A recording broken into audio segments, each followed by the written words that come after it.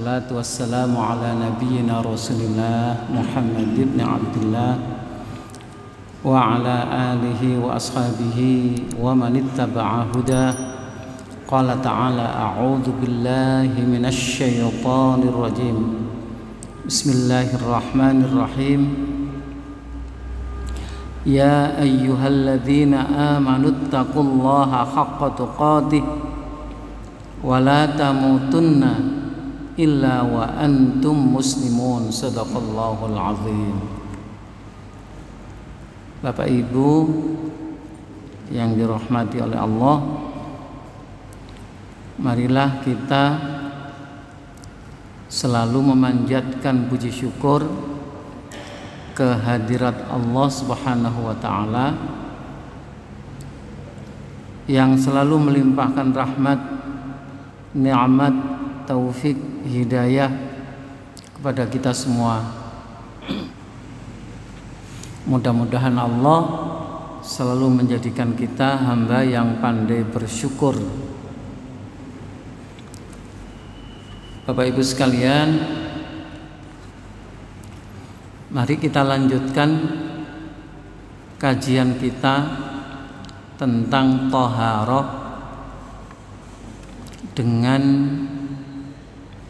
mengambil rujukan dari kitab fikih Islam yang dikarang oleh Syekh Wahbah Zuhaili.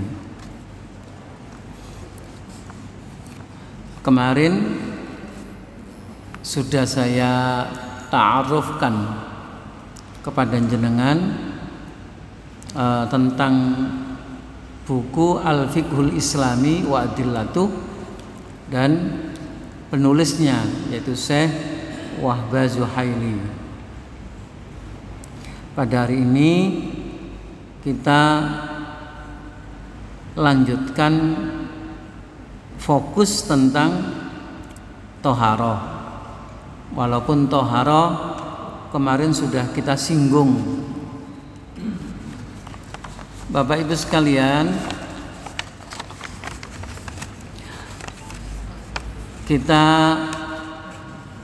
mulai dengan memperjelas apa yang dimaksud dengan thaharah.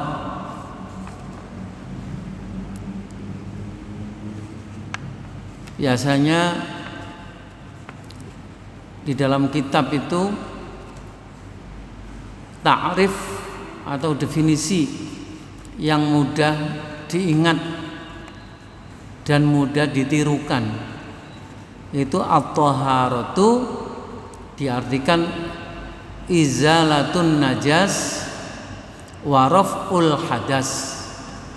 Itu definisi yang paling mudah diingat dan kita ucapkan berulang-ulang, yang dalam bahasa Indonesia itu diartikan membersihkan, menghilangkan segala kotoran atau segala hal-hal yang bersifat najis ya, menurut ketentuan syariat Islam. Kemarin sudah saya terangkan kepada jenengan, ada thaharah yang bersifat hissiyah, yaitu yang dibersihkan itu kotoran yang bisa dilihat. Ya, contohnya di dalam kitab fikihnya Syekh Zuhaili itu diberi contoh air kencing kita atau kotoran kita, kotoran hewan-hewan, itu masuk dalam istilah kotoran yang bersifat hissiyah, yang bisa dilihat. Tapi thaharah itu di samping bersifat hissiyah juga membersihkan dari kotoran yang bersifat ma'nawiyah. Kotoran yang bersifat ma'nawiyah itu kotoran yang tidak bisa dilihat, seperti membersihkan diri dari segala macam uyub atau aib, perbuatan-perbuatan tercela dan segala perbuatan-perbuatan yang menuju kepada kemaksiatan. Nah, dalam pandangan syariat Islam, fokusnya tohara itu adalah pembersihan atau penyucian dari najis, baik yang hakiki maupun yang maknawi, baik kotoran yang terlihat maupun kotoran yang tidak terlihat, dan juga najis yang bersifat hukmi. Yang najis yang bersifat hukmi itu disebut dengan hadas. Jadi ada dua yang harus kita perhatikan, ada istilah khobas, ada istilah hadas. Dua-duanya itu harus kita jauhkan, atau badan kita harus kita bersihkan dari dua perkara itu, dari dua hal itu, yaitu khobas dan hadas. Namun jenengan perlu faham bahwa ada benda yang kategorinya kotor tapi tidak najis, dan ada benda yang kategorinya itu najis tapi tidak kotor, dan ada benda yang di samping kotor dan benda tersebut juga najis. Bapak-bapak bisa menyebutkan kira-kira yang kotor tapi tidak najis? Niku contohnya apa? Kotor tapi tidak najis. Nah, masjid ini kalau tidak ada petugas, kalau tidak ada petugas kebersihan yang bekerja rutin untuk memantau kebersihan lantai masjid kita, itu pasti masjid ini akan penuh dengan debu.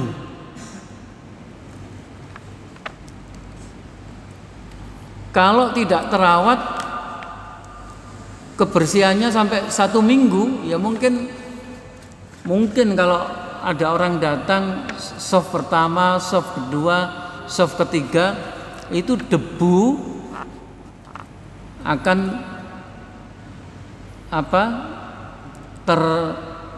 terhapus oleh pakaian kita, oleh sajadah kita, sehingga lantai yang depan ini kinclong. Karena kinclong, orang menilai bersih untuk lantai yang belakang. Tapi begitu yang sudut-sudut yang di belakang-belakang sana, karena juga jamaah tidak sampai memenuhi yang belakang-belakang, lalu kemudian tukang kebersihan kita itu tidak memperhatikan yang belakang, lalu di belakang itu debunya tebal. Nah, debu yang tebal itu hakikatnya adalah hanya kotor tapi tidak najis.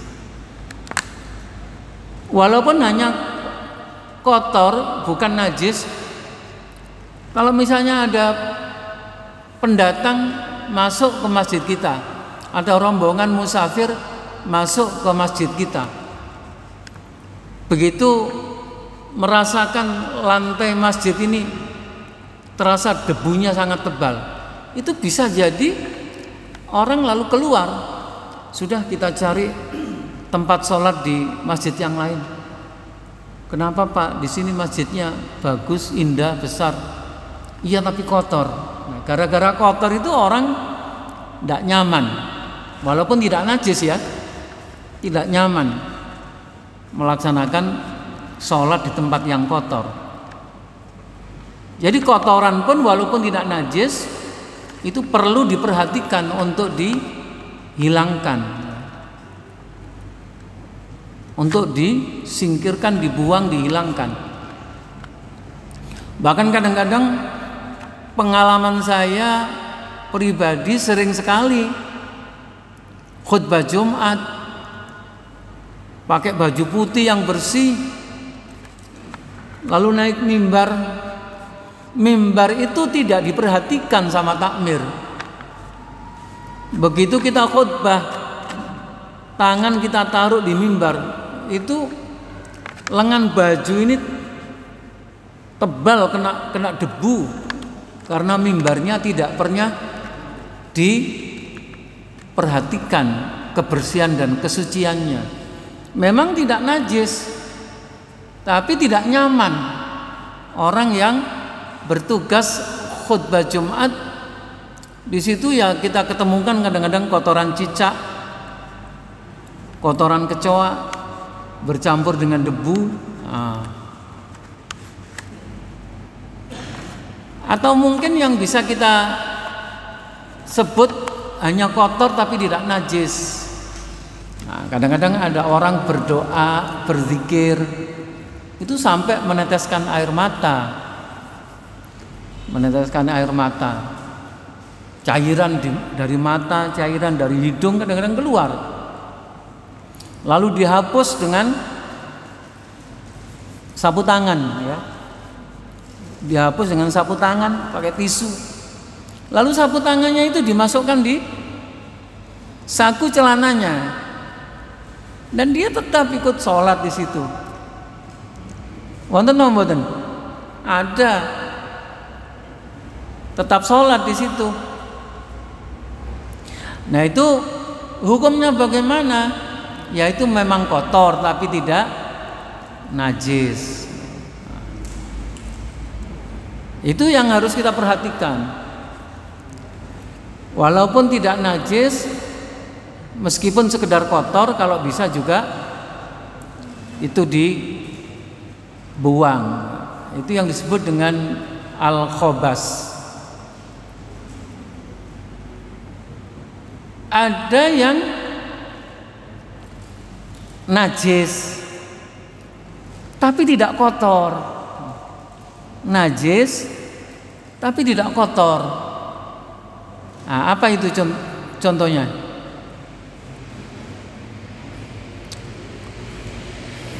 Contohnya ya kalau ada di sini saya dikasih minuman ini, air putih apa legen ini? Legen kan? Ditempatkan di gelas. Seandainya gelas ini ada hewan anjing naik ke masjid lalu minum di gelas yang disiapkan untuk saya ini, air liurnya menyentuh di gelas ini, itu menurut Rasulullah harus dicuci dengan air berulang-ulang sampai 7 kali ya. Yang terakhir itu harus dikasih campuran tanah. Mungkin jenengan waktu mencuci ini sudah pakai rinso dan sudah kinclong, lalu saya lapor kepada ketua takmir sini, Pak, gelas yang tadi diminum anjing itu, airnya itu sudah saya cuci dengan rinso, kata ketua takmirnya, ya itu sudah bersih, tidak kotor, tapi masih najis. Kalau mau bersih dan bebas dari najis, maka yang terakhir itu oleh Rasulullah diberi petunjuk supaya dicuci dengan tanah, baru itu namanya bersih dan juga tidak najis. Dikasih tanah lalu dicuci kembali sampai tanah itu tidak nempel pada bagian permukaan gelas itu berarti sudah kotor, sudah hilang, dan juga najis sudah bebas. Nah, kalau ya kotor, ya najis, itu ya kotoran yang kita buang, baik air seni, air kencing, buang air kecil, buang air besar, bangkai-bangkai hewan yang sudah membusuk, itu contoh benda-benda yang di samping kotor, tidak hanya kotor tapi juga najis. Jadi kita bertoharo itu harus mencakup dua hal, yaitu khobas dan hadas. Khobas itu kotoran-kotoran yang ada barang-barang yang terlihat mata. Lalu kemudian hadas itu sesuatu yang menjadikan badan kita ini tidak suci, disebabkan sesuatu yang oleh syariat Islam itu ditentukan oleh syariat Islam harus bersuci setelah kita mengalami, contohnya itu kita kentut, buang angin. Buang angin itu menghilangkan kesucian kita. Setelah buang angin ya, walaupun kita sudah buang angin kan tidak ada orang pakai cewek kan, nggak ono. Ya, ngentut bolak-balik ya biasa saja. Tidak ada orang setelah ngentut itu masuk ke kamar mandi untuk membersihkan. Tapi itu secara syar'i kesucian badan kita hilang. Itu dinamakan dalam keadaan kita ini berhadas.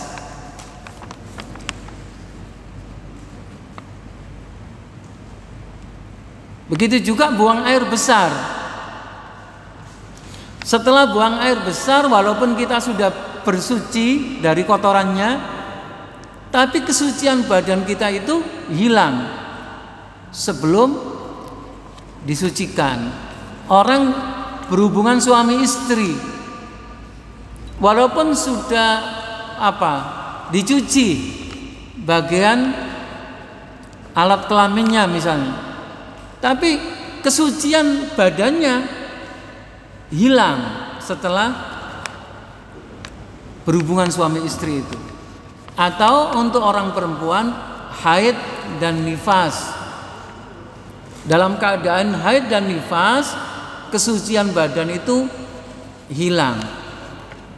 Maka ada toharo yang namanya toharo maknawiyah tadi itu, yaitu toharo yang bersifat raf'ul hadas.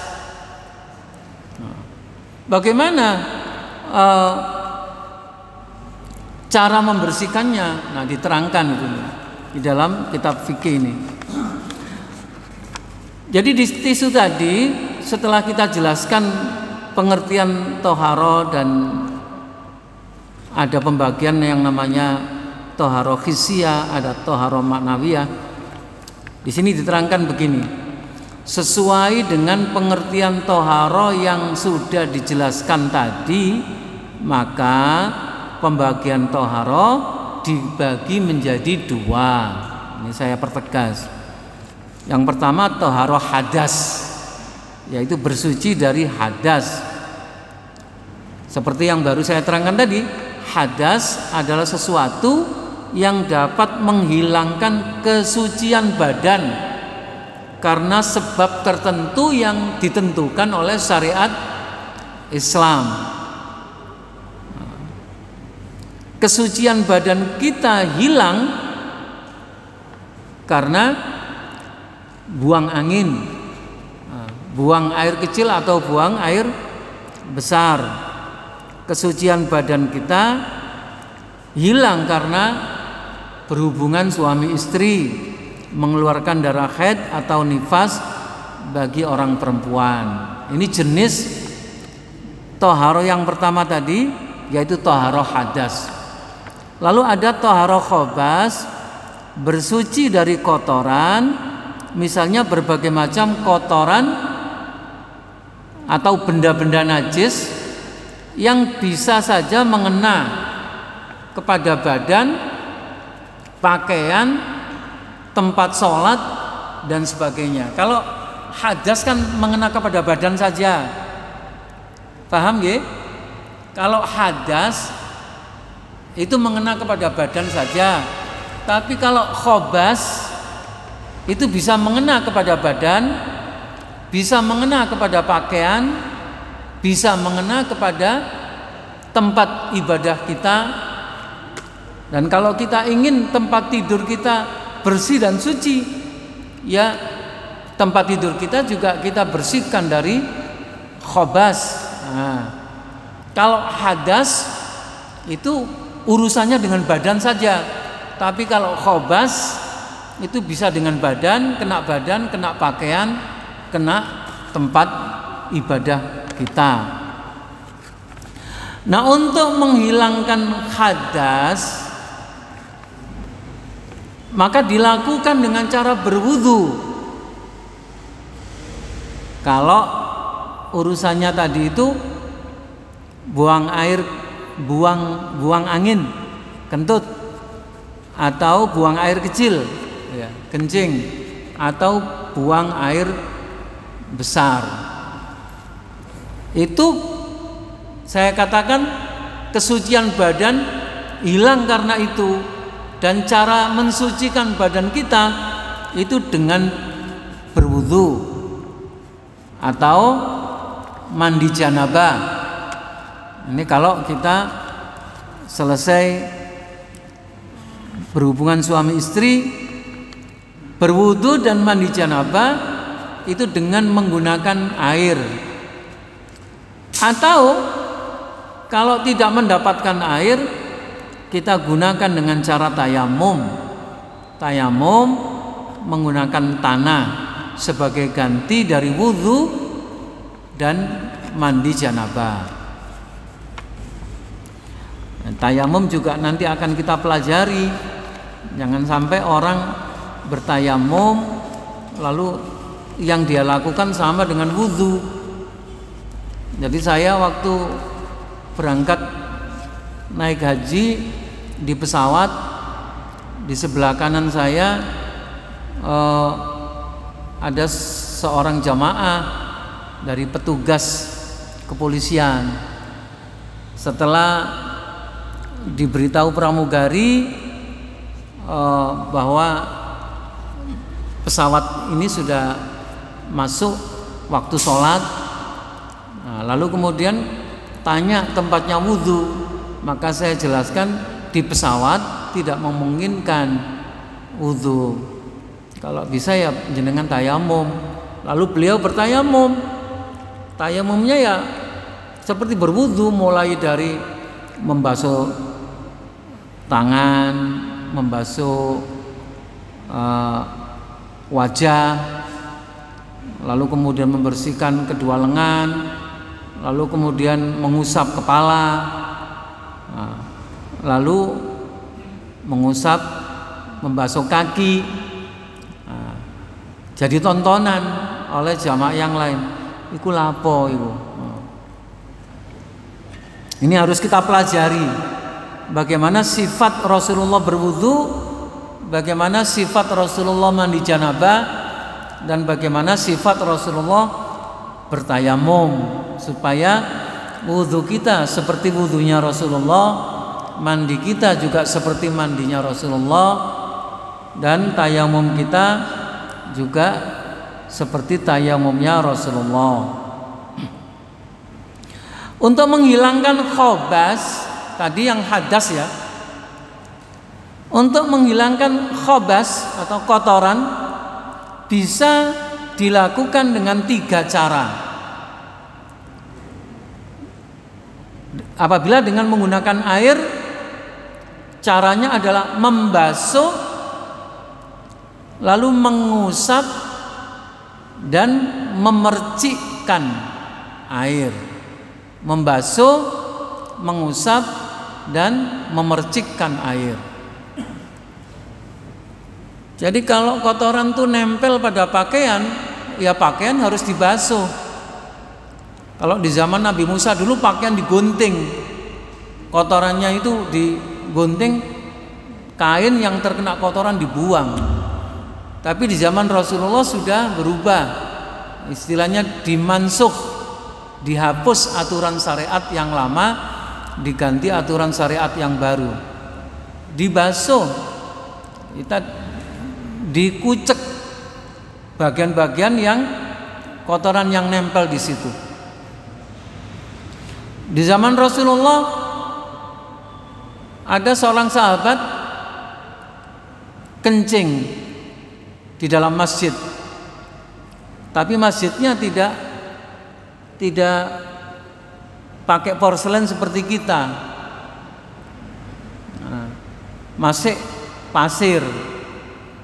Nah, mungkin kebelet ya, tidak bisa menahan, dan kadang-kadang orang-orang tertentu ya beser. Nah, kalau kencing itu ndak sanggup mencari tempat yang jauh, ya dikeluarkan aja di tempat dia ada di situ. Ketika dia kencing di masjid, para sahabat marah, mau memukuli, tapi Rasulullah melarang. Setelah orang itu disuruh keluar untuk membersihkan alat kelamin itu, lalu kemudian sahabat-sahabat yang lain diperintah oleh Rasulullah, tempat yang ada kencingnya itu cukup kamu siram, ya. Lalu airnya nanti akan meresap ke tanah. Nah, ketika meresap ke tanah itu, selama tanah itu selama air yang kita siramkan di situ itu mampu menghilangkan bau dari kencing itu sudah dianggap suci, ya, sudah dianggap suci. Kalau jenengan ragu, tinggal ditutup pasir yang lain yang tidak bau, lalu ditutup di permukaan yang masih basah. Ketika air atau pasir yang basah itu kalau sudah mengering itu sudah hilang bau itu, apalagi di Mekah atau di Madinah sama saja. Udara sangat kering, cepat menghilangkan bau di situ. Jadi tadi itu tanah atau debu itu pada dasarnya suci. Wong Rasulullah mengatakan, wa ju'ilat liyal ardu masjidan. Bumi itu diciptakan oleh Allah untuk tempat bersujud. Jadi dengan sujud dimanapun di permukaan tanah ini tanpa sajadah itu boleh. Tapi kalau jenengan ketahui tanah itu berbau dan jenengan deteksi baunya itu seperti bau air seninya kucing, atau baunya itu seperti bau kencingnya kambing atau sapi. Nah, jika jenengan siram, ya, lalu kemudian meresap ke tanah, kering terkena panas matahari, kemudian bau itu hilang, itu tanah itu berarti sudah kembali suci.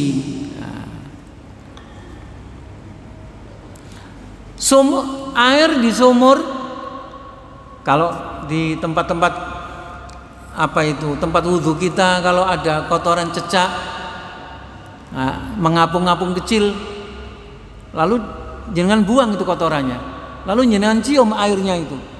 Kalau tidak meninggalkan bau, para ulama fikih masih menganggap itu tetap suci, karena yang dikatakan sudah najis itu kalau sudah berubah, warnanya berubah, baunya juga berubah. Tapi kalau yang nyemplung di sumur itu orang bunuh diri, semua orang mendeteksi kok ada bau tidak enak di sini. Seperti di depan Polres Gresik itu ada sumur tempat orang ngangsu di situ, tukang becak ngambil air di situ.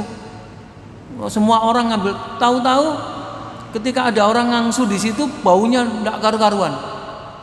Dilaporkan ke Polres itu, kok ada bau tidak enak. Diperiksa oleh petugas-petugas di Polres itu.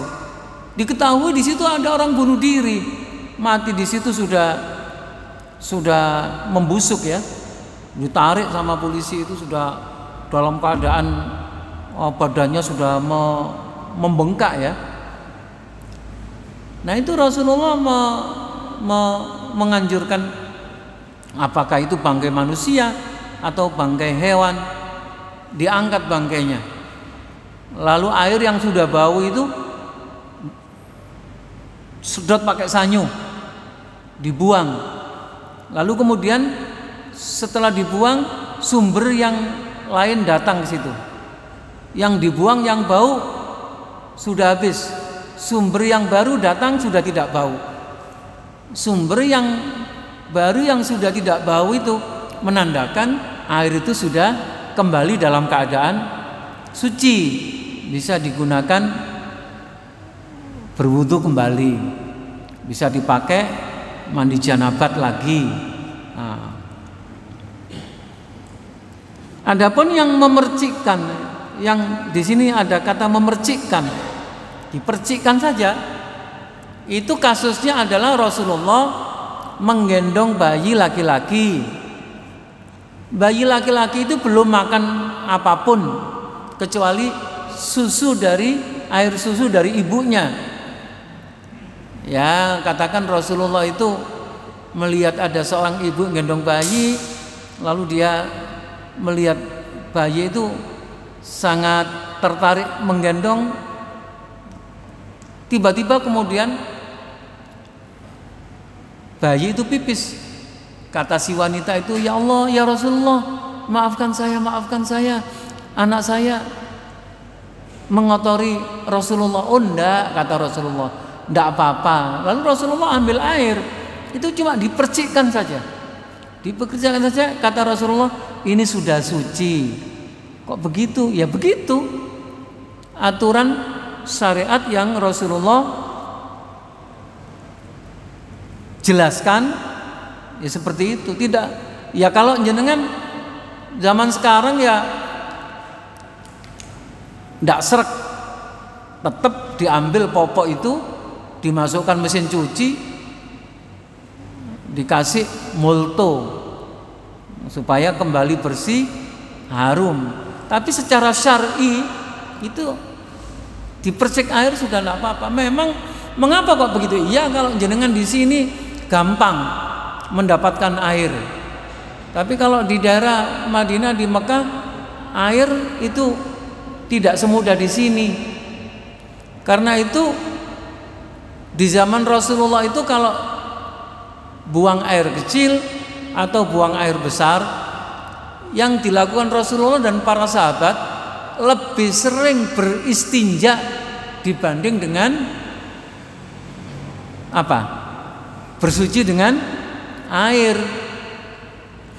Yang diterangkan dalam Al-Quran, "Auja'a ahadukum minal ghaid Falam tajidu ma'an fatayammamu sa'idan thayyiban dan sebagainya itu. Apa itu ayatnya itu, kok lupa saya.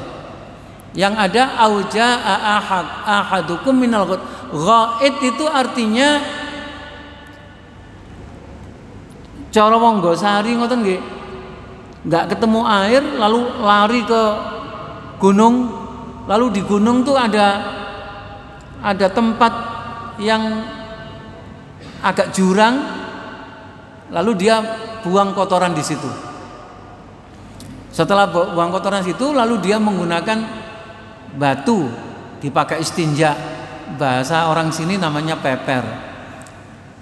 Diusap, buang. Jadi ini ibarat batu, diusap, buang, diusap, buang, diusap, tidak digosok. Jadi batunya nggak digosok gini. Kalau digosok gini lah belebrat, jembret kabeh. Atau tisu yang dilipat-lipat, usap, buang, jangan digosok. Jadi di zaman Rasulullah itu masalah air itu sulit. Maka ketika ada bayi pipis oleh Rasulullah dipercik saja, itu sudah dianggap suci selama bayi itu belum makan makanan lain, hanya air susunya ibunya saja. Kurang berapa menit ini? 5 menit. Saya teruskan sedikit nggih. Di sini dijelaskan arti pentingnya toharo. Bapak, Ibu, toharo ini sangat penting, harus kita perhatikan. Baik toharo yang hakiki atau toharo yang khissiyah tadi itu, maupun toharo maknawi, itu kedua-duanya harus kita perhatikan. Kalau jenengan memperhatikan toharo hakiki, ya ada kotoran di baju kita ini harus selalu kita bersihkan. Tapi kalau jenengan memperhatikan toharo yang maknawi, setiap batal wudhu diperbarui wudhunya, setiap batal wudhu diperbarui lagi wudhunya, setiap kentut, setiap kencing, buang air besar, buang air kecil, diperbarui wudhunya. Itu kalau orang memperhatikan toharo baik hakiki maupun maknawi. Rasulullah pernah bertanya kepada Bilal, Bilal, amalan apa yang kamu punya dan kamu jaga? Aku mendengar suara telapak kakimu di surga. Bilal menjawab, tidak ada Rasul. Mungkin yang agak khusus ya, saya jaga diri saya ini, setiap hadas saya selalu perbarui wudhu saya, sehingga saya ini dalam keadaan suci. Ini contoh orang yang menjaga kesucian badan, baik dengan toharoh khissiyah maupun toharoh yang maknawiyah. Penting kalau kita itu bisa menjaga toharoh badan dan toharoh batin. Rasulullah pernah ditanya, Rasul, orang itu kalau badan dan ruhnya bersih itu kalau mati dibawa kemana sama malaikat? Rasulullah menjawab, fi illiyin. Dia ditaruh di tempat yang namanya illiyin. Sambil ketika itu para malaikat mengatakan, aduh betapa harumnya orang ini, aduh betapa harumnya orang ini. Ini berarti orang itu orang yang memperhatikan toharoh khissiyah dan toharoh maknawiyah. Lalu kemudian ditanya, kalau orangnya itu tidak memperhatikan kebersihan badan dan rohnya, itu bagaimana Rasul? Dibawa kemana sama malaikat? Rasulullah menjawab, fi sijil, ditempatkan di tempat yang namanya Sijil. Diceritakan malaikat di situ membawa sambil berkomentar, aduh kok busuk sekali orang ini, kok busuk sekali orang ini. Jadi ada 3 yang menggambarkan pentingnya toharoh. Yang pertama, agar ibadah kita itu diterima oleh Allah, agar badan kita dan rohani kita tetap dalam keadaan bersih, karena kita ini diciptakan oleh Allah ada unsur jasad dan ada unsur roh, kedua-duanya itu harus kita jaga kebersihannya. Semakin usia tua kayak kita ini ya, kalau pandai menjaga kebersihan jasad dan roh, itu mudah-mudahan lalu kita meninggal dunia, malaikat membawa kita itu dengan aroma yang harum. Nah, kalau kita ini sudah tua tapi belum mengerti toharoh, belum memperhatikan kesucian jasad dan roh, kita dibawa orang kampung ke makam, malaikat pun berteriak-teriak, kok busuk sekali orang itu. Yang kedua, kita menjaga toharoh hissiyah dan toharoh ma'nawiyah itu sama-sama kita perhatikan. Dalam rangka apa? Agar kita bisa mengantisipasi badan kita itu dari penyakit, penyakit-penyakit yang menular maupun tidak menular. Karena mengantisipasi diri kita dari penyakit itu lebih penting daripada mengobati.